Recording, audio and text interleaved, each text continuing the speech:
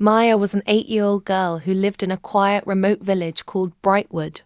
Nestled between lush green hills and dense forests, Brightwood was as beautiful as it was challenging. Life wasn't easy here. There were no hospitals, no proper roads, and electricity would often fail for days at a time. But the people were kind, and they worked hard to make the most of what they had. Maya's father, a carpenter, built furniture for the villagers, and her mother wove beautiful handmade baskets that she sold in the local market. The family didn't have much money, but Maya had something that couldn't be bought. She had a dream. "I want to be an engineer," Maya would often declare with bright, sparkling eyes. Her father would chuckle as they sat together by the fire. "An engineer? That's a big dream, little one. It'll take years of studying and money that we don't have." But Maya never wavered. "It's okay, Baba," she'd reply with a grin. "I'll figure it out. You'll see." The idea of becoming an engineer had sparked in her mind one day when she watched a group of workers trying to fix the village bridge. The wooden bridge, which was the only way to cross the river, had broken again after heavy rains. Maya had seen children miss school and farmers struggle to carry their goods to market because of it. What if I could fix it so it never breaks again? Maya wondered aloud. From that day on, she dreamed of building strong bridges, safe roads, and better homes for her village.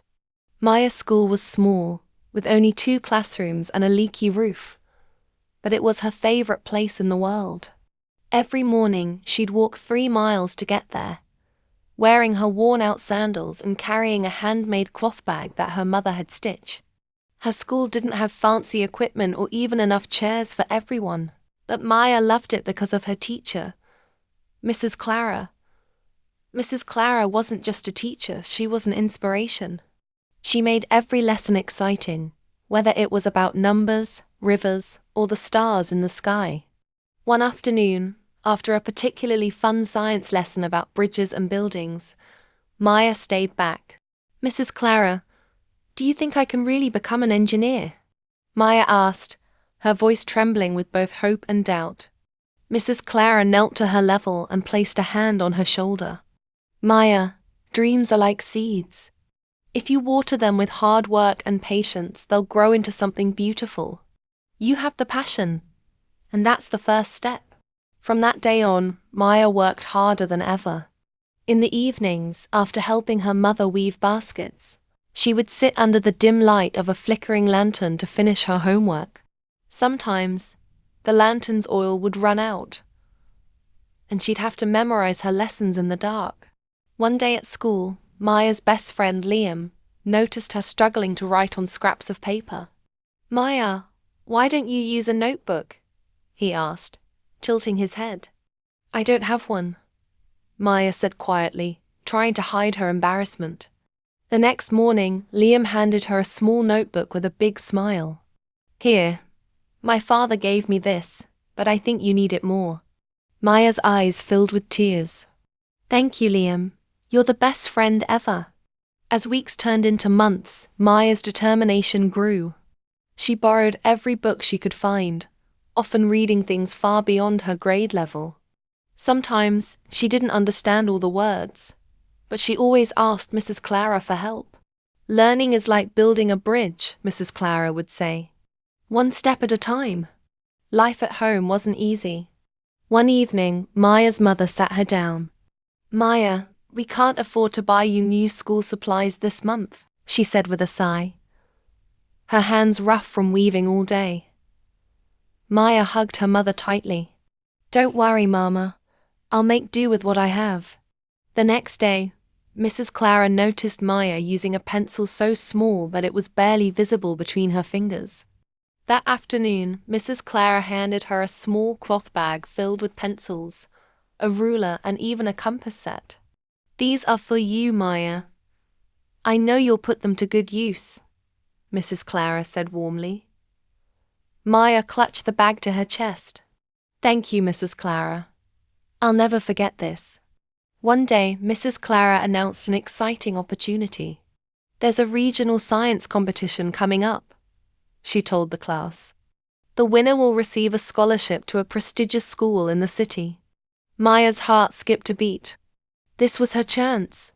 The theme of the competition was building a better world, and Maya decided to design a model of a sturdy bridge that could withstand the floods in her village.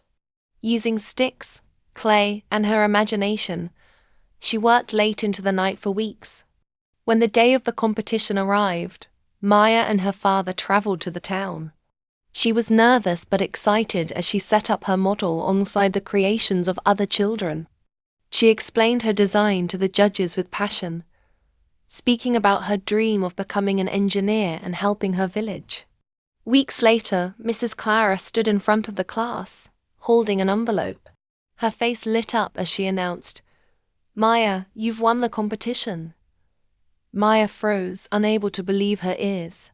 The entire class erupted in cheers, and Liam gave her a high five.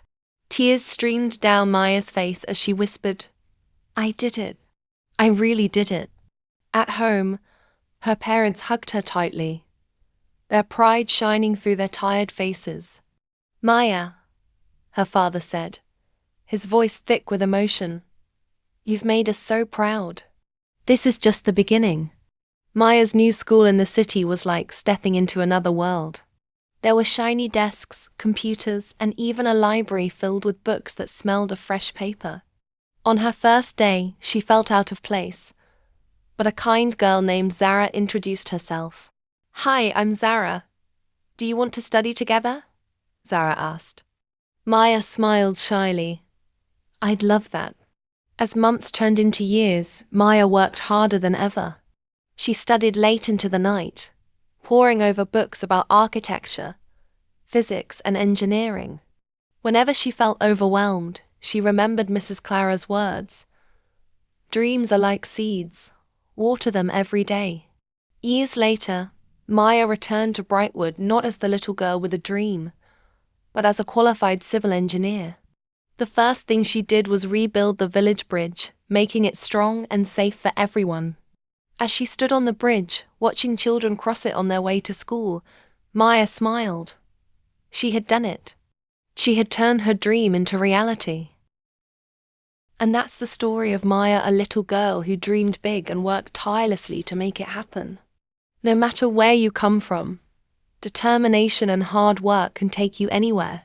If this story inspired you, don't forget to like, share, and subscribe to my channel. See you in the next video.